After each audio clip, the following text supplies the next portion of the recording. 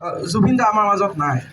হয়তো আমি বহুতে জুবিন দাক লগেই পোৱা নাই, কিন্তু জন্মৰ পৰা জুবিন দা জুবিন দা জুবিন দা বুলি মোৰ মাও ইয়াত ৰখি আছে। সৰুতে গান গাব শিকাইছিলে, খুব পিতে গান কিয় নাগাওঁ, আমাৰো মন যায় জুবিন দা হ'বলৈ।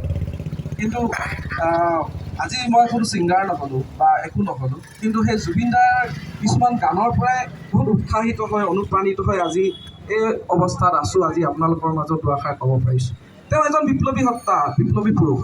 তথাপিও কিন্তু তেওঁৰ প্ৰথম গান, আজি মই যেতিয়া প্ৰথম গান গাইছিলোঁ ন, অ' নবৌ মোলৈ এজনী ছোৱালী চালিনে নাই, মায়ে মোক 12বাৰমান পিটিছে গানটো কি গাইছ বুলি, আজিও মোৰ মনত পৰে। তাৰপিছতে গাইছিলোঁ সোণেৰে সজোৱা পজা, সোণেৰে সজোৱা পজা জহি খহি যায়, কোনে আহি সাজিবহি পাৰিব দুনাই। কিন্তু সেয়া গানেই হৈ থাকিলে। জ্যোতি বিষ্ণুক কৈ তেওঁ আজি জ্যোতি বিষ্ণুৰ লগতে বিলীন হৈ গ'ল।